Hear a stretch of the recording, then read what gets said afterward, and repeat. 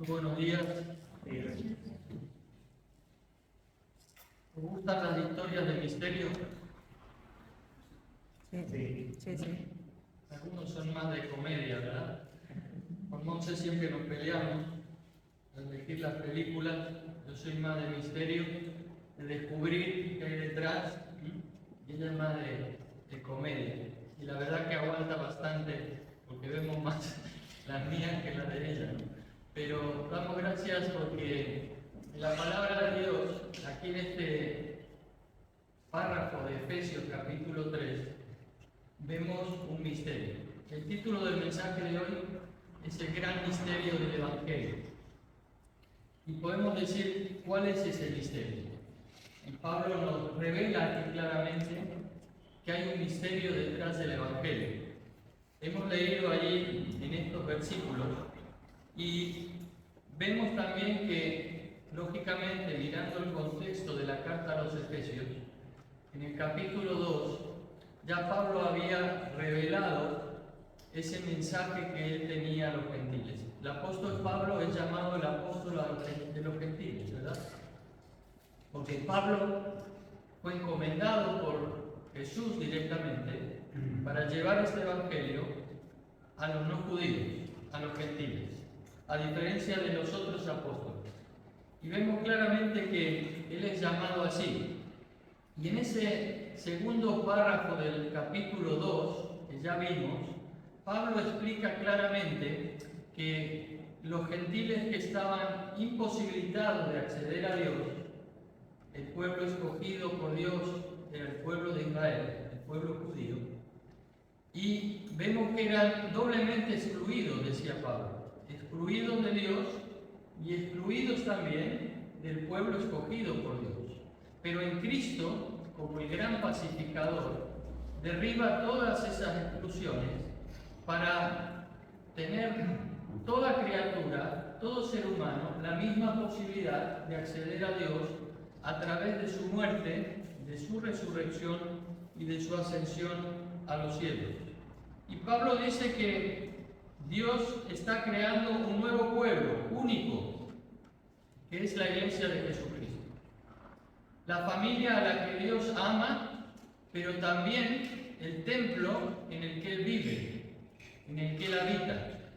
Ya no es necesario templos hechos por manos de hombres, sino que donde Dios habita hasta que Cristo vuelva a recoger a su iglesia, es en su iglesia, en cada uno de aquellos que han confiado en Jesucristo como Salvador y Señor. Pero de pasar de tener el enfoque sobre los gentiles en el capítulo 2, ahora de golpe parece que Pablo cambia y se enfoca sobre sí mismo. Dice: por esta causa yo, Pablo, prisionero de Cristo Jesús por vosotros los gentiles, si es que habéis oído de la administración de la gracia de Dios que me fue dada para con vosotros, que por revelación me fue declarado el misterio, como antes lo he escrito brevemente. Decimos, Pablo ya ha escrito de ese misterio y le está diciendo a estos lectores de esta carta, los efesios, que son gentiles en su mayoría, les está diciendo: ya os he explicado acerca de esto, y esto es un misterio que me fue revelado a mí como apóstol. ¿Y cuál es ese misterio? Pero Pablo, antes de revelar ese misterio, dice y se titula a sí mismo prisionero de Cristo. Prisionero de Cristo. Humanamente hablando, sabemos que Pablo estaba en Roma escribiendo esta carta. Y no era prisionero de Cristo precisamente, sino ¿de quién? Del emperador Nerón. Pablo estaba en la cárcel en el año 60 aproximadamente, escribiendo esta carta desde una cárcel en Roma. Y Pablo dice prisionero de Cristo. Pero sabemos que el apóstol Pablo casi nunca hablaba en términos humanos, porque él consideraba que todo lo que le sucedía, su vida, sus circunstancias, estaban bajo la soberanía de Dios. Y aunque estuviera ahora encarcelado, él sabía que esto era algo que Dios en Cristo había preparado para él con un propósito. Siempre su vida estaba dentro del propósito de Dios y nunca consideraba consideraba esto como algo circunstancial o casual, ninguna circunstancia que le sucediera. Y es algo que debemos aprender los hijos de Dios. Debemos saber que toda nuestra vida está en las manos de Dios. Y a veces pasamos por momentos de dificultad. A veces pasamos por diferentes prisiones, de diferente tipo, de diferente aspecto en nuestra vida. Nos sentimos muchas veces limitados, encarcelados, por decirlo de alguna manera, en diferentes áreas de nuestra vida. Pero debemos saber que todo lo que nos sucede está bajo el prisma de Dios. Dios es soberano sobre la vida de sus hijos. Y Pablo eso lo tenía clarísimo.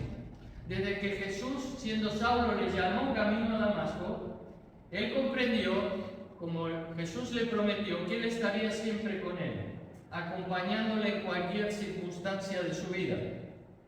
Decíamos, humanamente hablando, no era prisionero de Cristo, sino de Nerón. Por lo tanto, se llama a sí mismo, podemos decir, un prisionero de Cristo Jesús, o un preso, podemos decir mejor en otras palabras, por la causa del Señor Jesucristo. Lo que le sucedía era por causa de ese propósito que él había comprendido para su vida y que llevaba a cabo sin titubear, de llevar el Evangelio a los gentiles. Era el prisionero de Cristo por el bien de ustedes los gentiles, le está diciendo Pablo aquí. Por el bien vuestro, yo estoy preso ahora en Roma. Soy prisionero de Cristo, como dice aquí el apóstol Pablo. Cuando uno va al libro de los Hechos de los Apóstoles, ve que esto era una realidad. Cuando vemos en el libro de los Hechos las circunstancias que Pablo vive allí desde que es llamado por Jesús como Saulo y es encomendado a llevar el Evangelio a los gentiles, tuvo una oposición, podemos decir, fanática por parte de los judíos. Siendo él judío, podemos decir, de los más ortodoxos que podía haber, se comenzaron a oponer a él porque hubo un cambio, una transformación en su vida al conocer a Jesús. Como muchos de nosotros, nuestra vida cambió al conocer a Jesucristo. Y muchas veces tenemos oposición de nuestros familiares que no son creyentes, nuestros amigos, nuestro círculo de trabajo, y encontramos oposición porque ven que nuestra vida ha cambiado y comenzamos a tener otras metas, otro propósito verdadero en nuestra vida. Pero Pablo, por esa oposición, fue puesto preso en Jerusalén primero. Si os acordáis, allí el Señor le habla estando en Jerusalén y luego es llevado a Cesarea, y donde él apela a su ciudadanía romana para que sea Roma, el emperador, el que realmente le juzgue. No quería que le juzgaran los judíos, sino que le juzgara Roma. Y es allí cuando Pablo es llevado a Roma y desde ese momento está escribiendo estas cartas. Y una de ellas es la carta de los Efesios. Cuando vemos cómo Lucas relata en Hechos de los Apóstoles, con sumo detalle todos estos acontecimientos, vemos cómo Pablo también se le permite varias veces defenderse ante diferentes tribunales que le van juzgando. Y vemos allí cómo en esa oposición los judíos levantan a la multitud diciendo que Pablo se está oponiendo a su religión, se está oponiendo, dicen, a nuestro pueblo, a nuestra ley y al templo, que eran cosas sagradas para el pueblo judío, cosas a las que creían que Pablo estaba atacando sin ver el propósito de Dios como Pablo lo veía. Y Pablo adquiere esta reputación de apóstol a los gentiles. Pero ¿cómo la adquiere? Precisamente por lo que él ya dijo en el capítulo 2 que hemos dicho. Y él sigue explicando que el Evangelio de Jesucristo está abierto a toda persona. No es exclusividad solamente de un pueblo o de una religión, sino todo aquel que deposita su fe en Jesús tiene acceso ahora a Dios sin lugar a ningún impedimento. impedimento ni ninguna traba, y que Dios estaba creando de ambos pueblos, judíos y gentiles, una nueva entidad. Podemos decir una nueva sociedad, una sociedad que se levanta y que es interracial, que no tiene ninguna clase de trabas o limitaciones o murallas que impidan ahora a las personas, por la fe, acceder a Dios como Padre de sus vidas y a Jesucristo como Salvador y Señor. Fue arrestado Pablo, como dijimos. Fue arrestado. Y es importante que me extienda en este contexto para que podamos comprender realmente qué es lo que Pablo está diciendo aquí. Porque podríamos decir, al leer estos versículos, ¿qué sacamos de aquí? ¿Verdad? ¿Qué es lo que Pablo nos quiere decir hablando de sí mismo y de este misterio? Pero es importante entender bien el contexto. Y cuando vemos que en uno de esos juicios se le permite a él declarar, como decíamos, y hacer defensa pública frente al pueblo judío, que lo están escuchando cómo se defiende, Pablo llega a un punto donde dice que Jesús le dijo: vete, yo te enviaré lejos a los gentiles. Y en ese momento fue como una explosión de ira dentro de los que les estaban escuchando, y dijeron a aquel tribuno: apártale de nosotros, destrúyele, quítele del medio nuestro, quítale del mapa, bórralo de la faz de la tierra. Esto es lo que era el pensamiento, para que entendamos, en ese momento. Y exclamaron esto delante de aquellos hombres. Y así que lo que provocó la oposición judía en contra de Pablo fue su apoyo firme a la causa gentil. Y es importante esto para comprender el contexto y entender el texto que Pablo está escribiendo aquí. ¿Por qué escribe estos versículos y se refiere a él mismo como preso de Jesucristo? Pero Pablo aquí no estaba solamente predicando su visión que Jesucristo mismo le había entregado de una nueva sociedad, de una nueva entidad que se llama Iglesia y que la que hoy conocemos, sino que lo estaba viviendo en carne propia. Por explicar, por anunciar esta verdad, estaba siendo perseguido y estaba siendo encarcelado e iba a ser matado por causa de predicar lo que Dios ya le había revelado, este misterio que se refiere Pablo aquí. Enfatiza los privilegios que Dios le ha dado aquí. Y hay dos privilegios que dice Pablo que él tiene como apóstol. Fijaros el versículo 2, ¿qué dice? Si es que habéis oído de la administración de la gracia de Dios que me fue dada para con vosotros. Y añade en el versículo 3, que por revelación me fue declarado el misterio, como antes lo he escrito brevemente. Pablo tenía claro que Jesús le había revelado este misterio a él. No se lo reveló a Pedro ni a Santiago, se lo reveló a Pablo, precisamente a Pablo, un judío ortodoxo, para demostrar claramente el Señor Jesús que el cambio era real, que la transformación de esa sociedad iba a ser una realidad, comenzando por alguien que era declaradamente judío y defensor de la religión judía ante los nuevos cristianos. Y dos privilegios decimos. El primero es este que dice aquí, que por revelación me fue declarado el misterio. Pero dice Pablo algo más, que no fue porque él era mejor, no fue porque él era especial, sino fue porque por la gracia de Dios, por la gracia de Dios.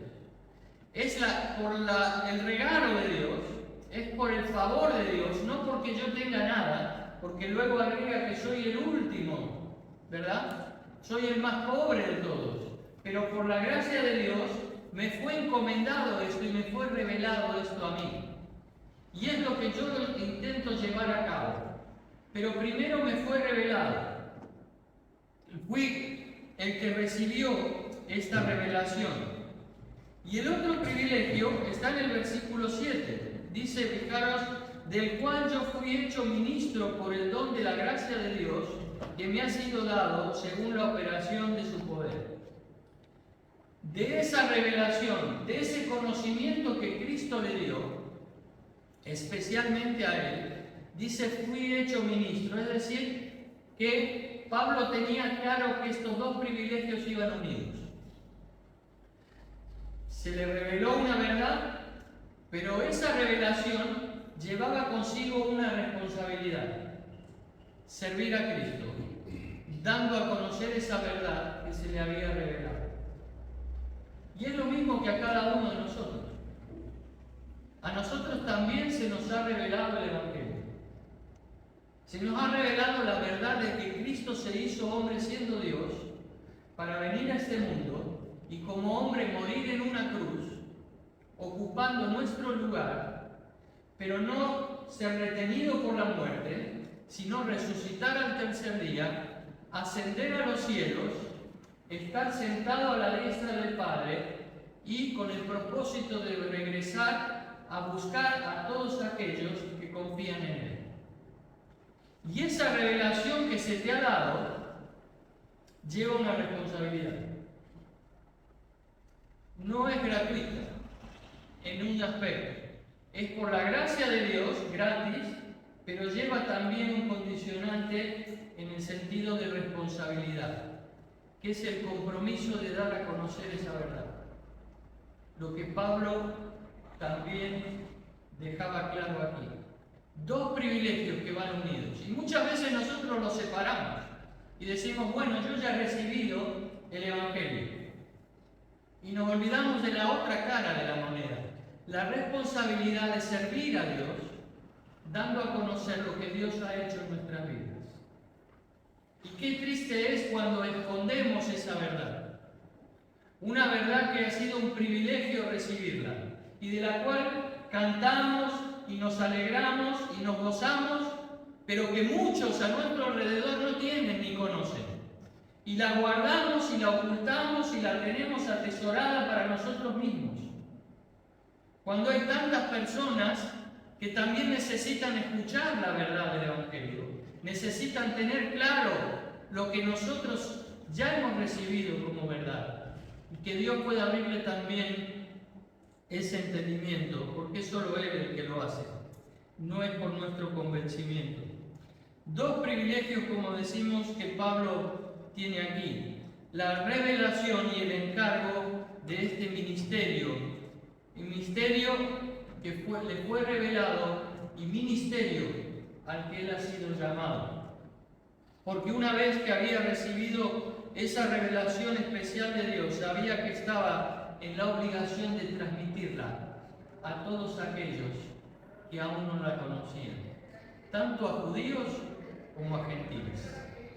Pero si vamos a analizar el primer privilegio, Pablo utiliza 3 veces la palabra misterio aquí, y es la palabra clave en este párrafo, la palabra misterio. ¿Y qué entendemos por misterio? Fijaros que dice, el misterio que me dio a conocer por revelación, versículo 3. Podrán darse cuenta de que comprendo el misterio de Cristo, versículo 4. Hacer entender a todos la realización del misterio, versículo 9. Lo repite esta palabra, porque es la clave de lo que Pablo nos está queriendo decir y que hoy nos tenemos que llevar como enseñanza, si Dios lo permite. Es una palabra clave para lo que Pablo está diciendo aquí, pero es diferente el significado en castellano que le damos, y cuando uno va a los que entienden griego y puede comprender lo que ellos explican acerca de este idioma que fue escrito en el Nuevo Testamento, dicen que tiene otro significado distinto al que tiene en castellano. En castellano, ¿qué entendemos por misterio?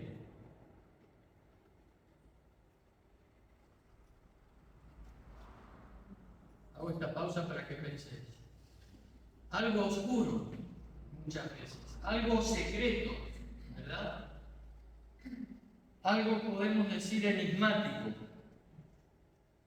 Y lo misterioso se transforma muchas veces en algo que es, podemos decir, inexplicable. incomprensible muchas veces. Este es el significado en castellano que le damos a la palabra misterio. Muchos aspectos, pero en general es esto, ¿verdad? Algo oscuro, algo que está escondido, algo que podemos decir que no se puede explicar o que no se puede comprender, pero que está oculto. Sin embargo, en griego es diferente, y esto me sorprendió. Es diferente porque el significado en griego de la palabra que es misterion, con Y, aunque es un secreto, está a la vista, no está oculto. ¿Cómo podemos decir que haya un misterio que esté a la vista? ¿Verdad? Y que no esté oculto. Y me puse a pensar y dije, es como la fotografía. ¿Se acordáis de las fotografías antiguas que teníamos en el carrete? Ese rollo de celuloide que iba dentro de un cilindro metálico y que poníamos dentro de una cámara. Para los más jóvenes, esto es misterio. Lo poníamos dentro de la cámara y se iba desenvolviendo esa película, íbamos imprimiendo imágenes en ese celuloide negro, y entonces nosotros teníamos ese carrete, pero no veíamos nada. Incluso si sacábamos el celuloide estaba todo negro y decíamos no hay nada. No estaba oculto, pero no veíamos nada. ¿Qué necesitábamos? Un agente revelador. Íbamos a la casa de fotografía y se ponían en un cuarto oscuro con una pica llena de ese líquido que era el revelador, metían la fotografía, ese celuloide, ese rollo, allí en esa fotografía, esperaban un tiempo, lo sacaban, lo secaban, y cuando estaba seco empezaba a aparecer ¿qué? La imagen, la fotografía. Teníamos el celuloide, pero no veíamos nada. Ese es el significado en griego. No era oculto, lo teníamos, pero no lo veíamos. Necesitábamos ¿qué? Que se nos revele. Que hubiera un revelador que nos hiciera visible esa imagen, ¿verdad? Lo mismo sucedía allí. El Evangelio ya estaba cuando Pablo escribe esta carta. Pablo la escribe en el año 60, ¿verdad? Jesucristo muere en el año 33 aproximadamente. Habían pasado casi 30 años. El Evangelio ya estaba siendo predicado, pero había un misterio en ese Evangelio. Lo teníamos, pero no veíamos a un aspecto más de ese Evangelio que estaba detrás. Y esto es lo que Pablo está queriendo decir aquí. La palabra griega es diferente a la palabra en castellano. Y esto es lo que significa. Era algo accesible a todos, pero que no todos veían todavía. Y este misterio se le reveló a Pablo. ¿Quién se lo reveló? Lo dice Dios por el Espíritu Santo. Es Dios mismo quien se lo revela. No es porque él fuera más inteligente, no es porque hubiera estudiado con Gamaliel, que era un gran maestro de la religión judía. No era porque supiera las Escrituras, no. Es porque Dios se lo reveló. Se lo reveló especialmente a él, pero para que él no se lo guardara. Es como cuando nosotros vamos a la casa del fotógrafo, nos dan las fotografías y las metemos en un cajón. Las fotografías no son para estar ocultas, ¿verdad? Son para verlas y son para enseñarlas. Mirad qué tal me fue en tal viaje. Mira qué guapo mis hijos. Mira, es para enseñarlo. Esto es lo que lleva implícito Pablo aquí. Un misterio que fue revelado, pero no para guardárselo, sino para comunicarlo a los demás. Y esta era la esencia del Evangelio. No podemos separar la revelación del encargo.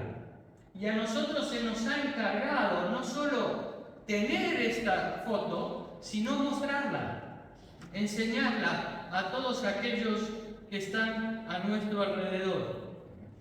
Esta palabra misterio en griego llegó también a tener el significado, por ejemplo, de que eran enseñanzas secretas, reveladas para cierta clase de personas. Alguien que estaba iniciado, por ejemplo, en algún conocimiento, no tenía acceso a otro aspecto de ese conocimiento. Y era para una clase de personas, pero en el cristianismo no hay clases de conocimiento. Cuando Dios revela, toda la revelación está dispuesta para todos. No es solamente por algunos que pueden tener más inteligencia o más acceso a ciertos secretos, sino que, por decirlo de alguna manera, secreto, sino que Dios revela a toda persona que se acerca a Él de la misma manera. No hay distintos tipos de personas delante de Dios en ese aspecto. Las hubo hasta que la palabra de Dios fue formada. Por eso Pablo fue un caso especial. A él se le reveló, pero vamos a ver que no quedó allí. Más sencillamente podemos decir que misterio en griego, como se escribe esta palabra en el original, es una verdad escondida del conocimiento o la comprensión humana, pero descubierta por la revelación de Dios. Dios es el que revela. El Espíritu Santo es el agente revelador. No es nuestro convencimiento, no es nuestra inteligencia, no es nuestra dialéctica, no es nuestra manera de enseñar la fotografía, sino que es la persona cuando ve la fotografía y cree en la fotografía, es porque Dios se lo ha revelado que esa fotografía es verdad. Me refiero al Evangelio.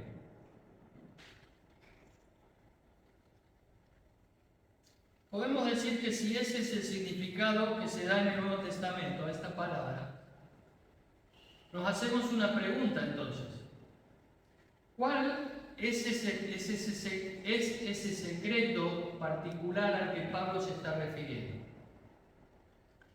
Dice Pablo que fue destapado, revelado, o podemos decir esa verdad que fue mostrada, que fue revelada, y que, dice Pablo, no se les dio a conocer a los seres humanos, pero ahora se les ha revelado por el Espíritu a los santos apóstoles y profetas de Dios, como dice el versículo 5.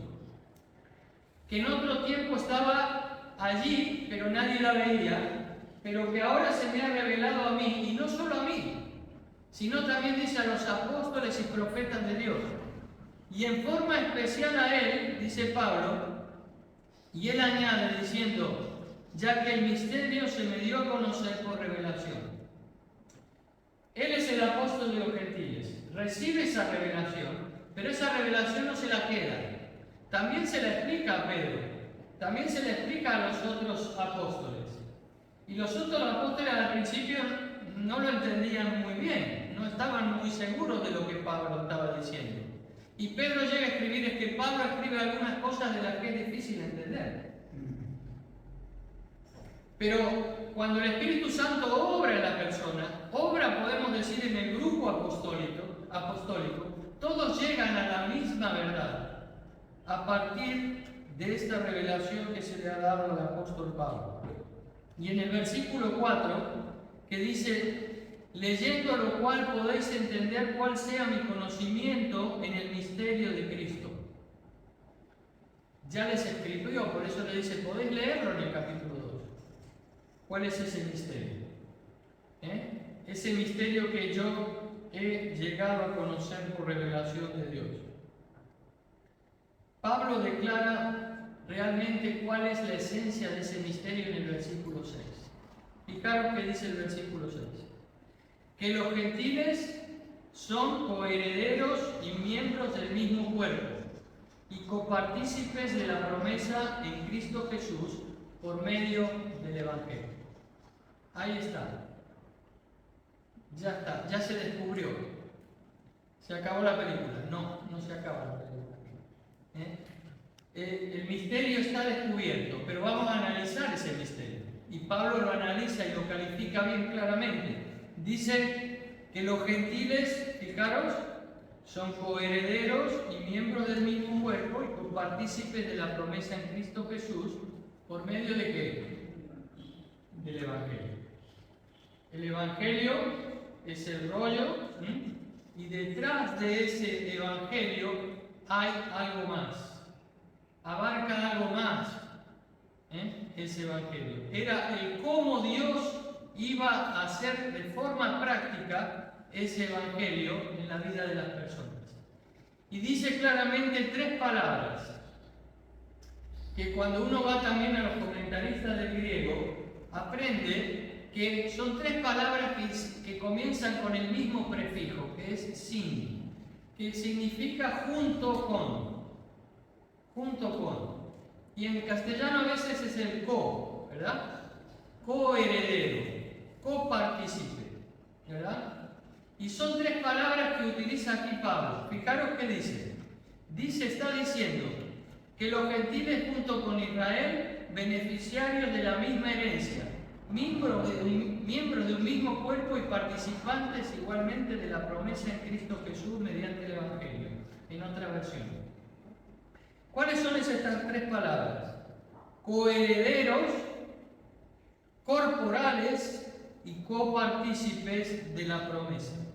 3 palabras que nos dicen claramente cuál es la esencia del misterio del que Pablo está diciendo. Está diciendo Pablo que gentiles y judíos, que no se podían ni ver, ni hablar, ni acercarse, ahora son coherederos, que ahora son un mismo cuerpo y que ahora son los 2 coparticipantes de las mismas promesas. ¿Cómo es posible? Esto era un insulto para el pueblo judío. Era un insulto tremendo. ¿Cómo no lo iban a perseguir a Pablo? Nosotros en nuestra mentalidad podemos decir post-cristiana, ya Cristo ha muerto, ha resucitado, y en nuestra mentalidad occidental no llegamos a comprender realmente lo que abarca esta verdad.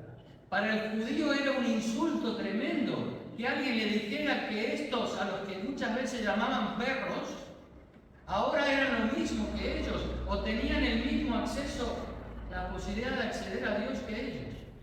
Era insultarles muy gravemente. Pero dice que son coherederos, copartícipes de la promesa y un mismo cuerpo. Lo que está diciendo es que juntos cristianos, judíos y gentiles son ahora coherederos de la misma bendición, miembros del mismo cuerpo y copartícipes de la misma promesa. Para que podamos entenderlo, y con un ejemplo muy simple y muy imperfecto, pero podamos entenderlo un poco más. Imaginaros 2 familias que viven en 2 casas adosadas, ¿vale? Estas pareadas. Parece una casa, pero está dividida por la mitad. Una tiene unas costumbres, otra tiene otra. Una tiene una manera de hablar, otra tiene otra. Se llevan fatal entre las 2 familias. No se hablan. Incluso se llegan a insultar muchas veces, porque están en la misma casi habitación, pero separadas por una pared, ¿verdad? Y ahora viene alguien y les dice: señores, esto se acabó. He comprado una casa nueva y vais a ir a vivir todos a la misma casa. Ese es el significado de lo que Pablo está diciendo aquí. Ya no hay más judíos ni gentiles. Olvidaros de esto. En Cristo, porque es Cristo el que viene y se los dice, en Cristo ahora todos podéis vivir dentro de una misma casa. ¿Cómo es posible? Solo por el poder del Evangelio. El Evangelio es el que transforma las vidas. El Evangelio de Jesucristo es el que realmente cambia nuestra vida. El Evangelio de Cristo es el que nos hace tener una nueva visión, unos nuevos propósitos. Es el que nos enseña a amar de verdad, porque hemos conocido cómo se nos ha amado primero. Cuando pensamos en los términos de las personas sin transformación, humanamente es imposible. Pero en los términos de Dios, esto no es imposible, porque esto es la iglesia de Jesucristo. Personas que muchas veces hemos visto eran enemigas y por el amor de Dios y por el poder del Evangelio se han reconciliado. Y viven en comunidad, y viven en armonía, y viven amándose los unos a los otros. Hace tiempo leí sobre el testimonio de un soldado que peleó en la Segunda Guerra Mundial, un soldado americano, y que luchó en Japón, y que habían visto cómo en los campos de concentración que allí tenían, los japoneses le habían encarcelado, le habían hecho prisionero y le maltrataban, le torturaban casi hasta la muerte. La guerra mundial se acaba, se va cada uno a su país, pero los dos conocen a Jesucristo y por una providencia de Dios se encuentran en un lugar, en un congreso, diciendo el testimonio cada uno de sus vidas. Y los dos pasan al frente abrazándose. En Cristo no hay enemistad. Jesucristo es el verdadero pacificador. No solo de nuestra relación con Dios, sino también de la relación entre nosotros. Por lo tanto, si hay alguna enemistad hoy en tu vida, Dios te llama a analizarla y a entregársela de verdad a Jesús. Dios no concibe las enemistades entre sus hijos. No concibe la división entre sus hijos. Porque esa no es la iglesia de Jesucristo. Jesucristo ganó la paz no de una manera solamente individual para que tú la disfrutes con Dios, sino que la ganó para que la disfrutemos en comunidad los unos con los otros. Esa es la verdadera paz de Dios, la que rompe las dos exclusiones, mi exclusión con Dios y mi exclusión con los demás. Pero cuando yo digo, dice Juan, que amo a Dios y no amo a mi hermano, entonces estoy siendo mentiroso. Y si hay en esta mañana algo que te está impidiendo o que te está haciendo ser mentiroso delante de Dios porque tienes enemistad con alguien, es el momento que lo lleves a los pies de la cruz de Cristo. Y es allí donde Dios rompe toda enemistad, por el poder de la sangre de Jesucristo. Es allí donde Dios rompe toda cadena de esclavitud, pero también rompe toda muralla, toda barrera que impide relacionarnos como Él quiere hacerlo también con nosotros. Podemos decir que el misterio de Cristo es la unión completa de judíos y gentiles unos con otros a través de la unión de ambos con Cristo. Cristianos judíos. No es que, fijaros el ejemplo de la casa, no es que una familia va a vivir a la casa de otra. No es que los gentiles pasan y viven en la casa de los judíos, no, es una casa nueva. Es una casa nueva donde ahora todos tienen acceso a través de Cristo a la iglesia de Jesús, a la iglesia universal de Cristo. Dios se lo reveló principal y especialmente a Pablo según lo que él expresa en el versículo 3. Pero en el versículo 5 él dice que también a los apóstoles y profetas, ¿verdad? Y por último, si vamos a Colosenses, que siempre hemos dicho que es una carta paralela a la de Efesios, donde Pablo toca también muchos temas, en el capítulo 1, versículo 26, dice claramente que el misterio que había estado oculto desde los siglos y edades, pero que ahora ha sido manifestado a sus santos, a quienes Dios quiso dar a conocer las riquezas de la gloria de este misterio entre los gentiles, que es Cristo en vosotros, la esperanza de vida. Qué magnífico, ¿verdad? Cómo la palabra de Dios está unida entre sí. No hay contradicción. Como vemos aquí que Pablo está diciendo que este misterio que había estado oculto de los siglos de edades, pero que ahora ha sido manifestado, ¿a quién? Dice Pablo. Ya no dice a él. Ya no dice a los apóstoles y profetas. A sus santos.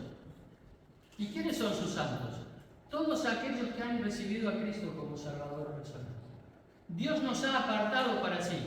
Y por eso, hoy, nosotros también tenemos la misma responsabilidad que el apóstol Pablo. Y por eso, lo que Pablo estaba diciendo, es que esto que había estado oculto durante tiempo, ¿verdad? Y no había sido revelado, ahora sí es revelado. Pero podemos decir, bueno, este misterio de la Iglesia tampoco es tanto misterio, ya lo conocemos, ¿verdad? Pero no es así. No es así, ¿por qué? Porque en nuestra mentalidad, como decía antes, nos suena que es algo que ya sabemos.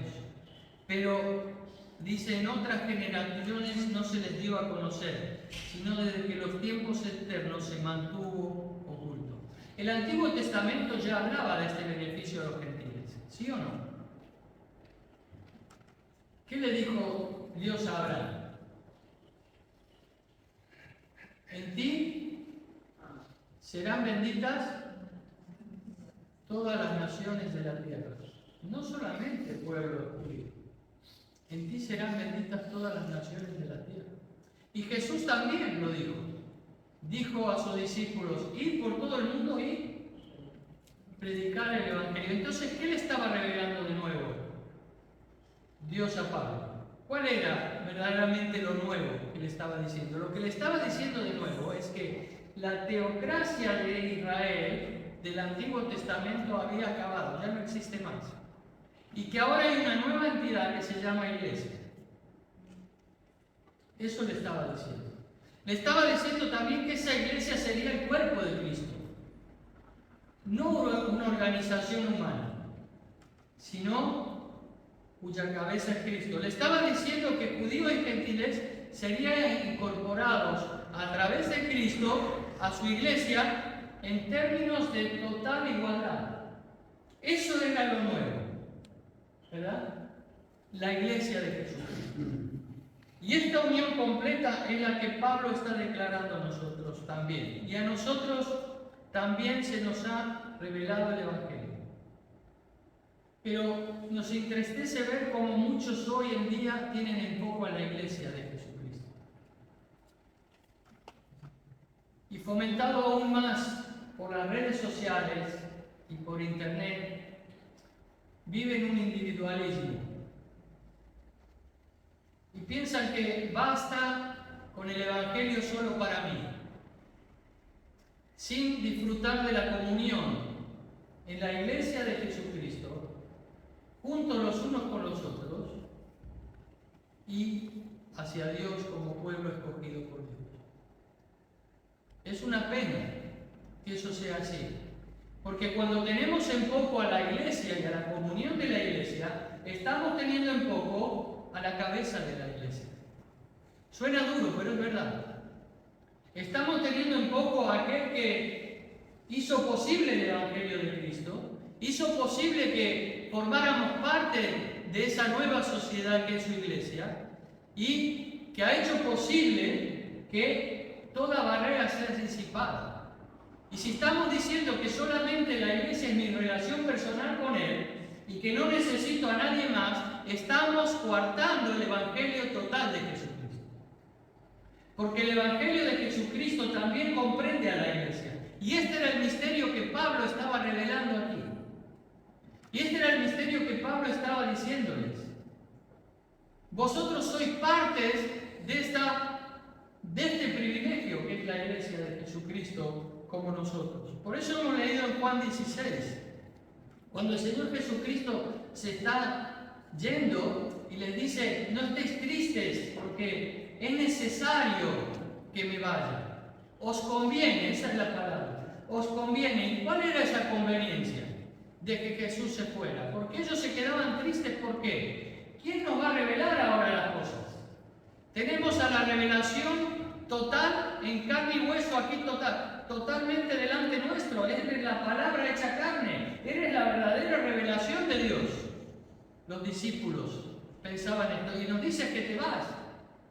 Pero no os preocupéis, os conviene que me vaya, porque vendrá el Espíritu Santo. Y el Espíritu Santo es el que os mostrará todas las cosas. Fijaros que dice, y cuando Él venga convencerá al mundo de pecado, de justicia y de juicio, de pecado por cuanto no creen en mí, de justicia por cuanto voy al Padre y no me veréis más, y de juicio por cuanto el príncipe de este mundo ha sido ya juzgado. de pecado, es decir, ¿quién es el pecador? Todo aquel que no cree en mí. De justicia, porque yo soy inocente y voy al Padre. Y de juicio, porque quien recibe el juicio de Dios es el diablo, que ya ha sido juzgado. Pero el Espíritu Santo es el encargado de convencer. ¿Quién es el encargado de formar la iglesia? Dios el Padre, en su soberana voluntad, envió a su Hijo Jesucristo para morir en la cruz. Pero el Espíritu Santo es la tercera persona de la Trinidad, Dios mismo, que tiene la función de formar la iglesia. Este misterio que le fue revelado a Pablo y que es hecho por el Espíritu Santo para con nosotros. ¿Os acordáis de cuando los discípulos estaban reunidos? Jesús ya se había ido, pero les dijo: esperad en el aposento alto, esperad en Jerusalén, porque recibiréis ¿qué?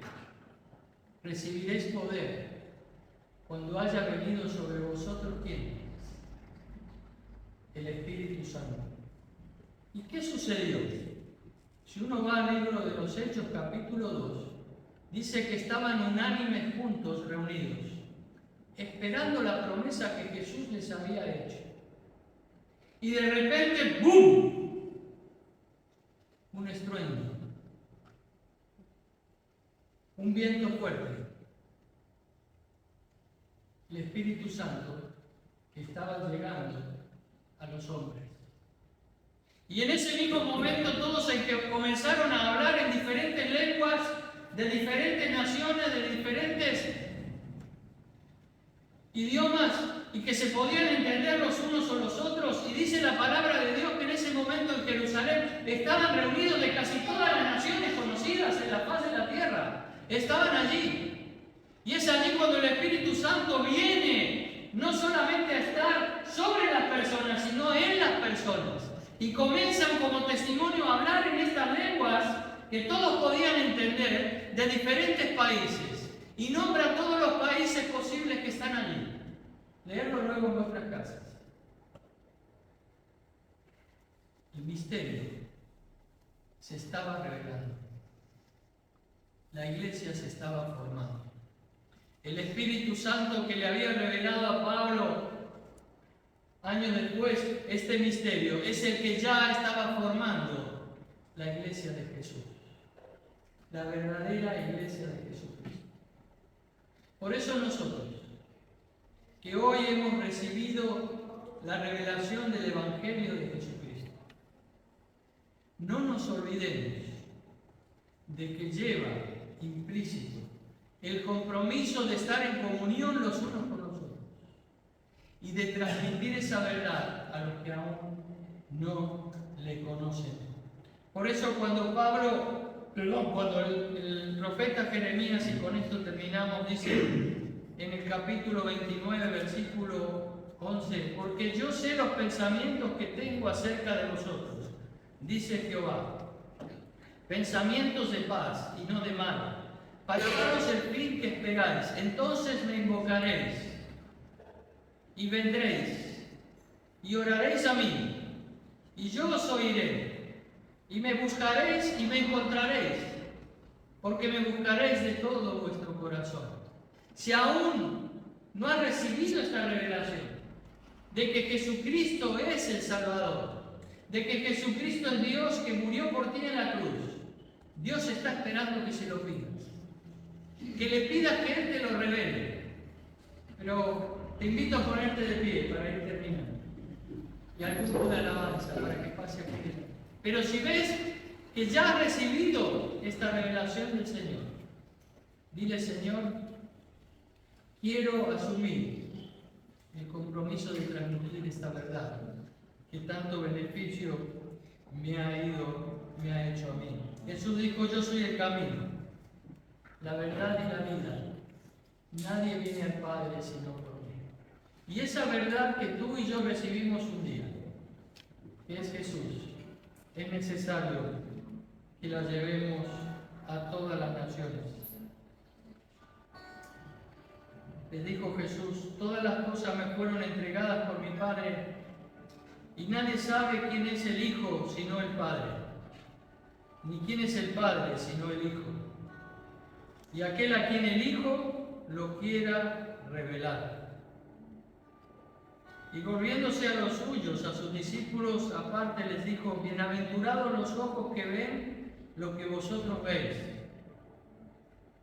Porque os digo que muchos profetas y reyes desearon ver lo que vosotros veis y no lo vieron, y oír lo que oís y no lo oyeron. Jesús es el que revela, pero Jesús también es el que nos hace sentir el privilegio de ser llamados sus hijos.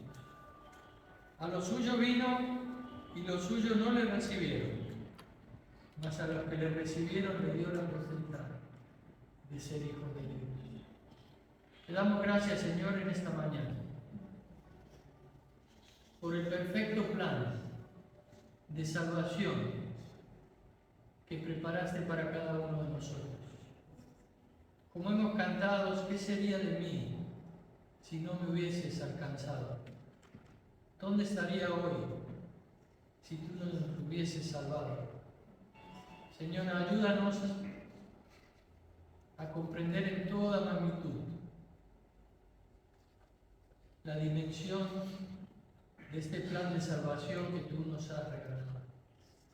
Como dice Pablo, por tu gracia hemos sido hechos tus hijos. Y en esta mañana, Señor, nos rendimos a ti, dándote gracias porque un día tuviste a bien revelarnos el verdadero Evangelio. Queremos pedirte por todos aquellos que aún no han recibido esta revelación, nuestros familiares cercanos, esposos, esposas, hijos, hijas, padres, familia, amigos, compañeros de trabajo. Señor, es un privilegio, nos sentimos así, inmerecido el haberte conocido.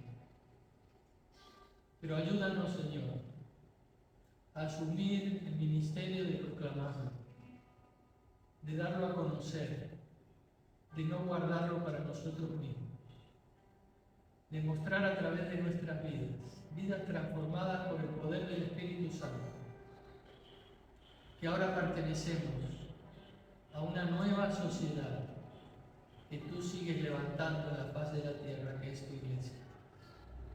Gracias, Señor. Te lo agradecemos de todo corazón.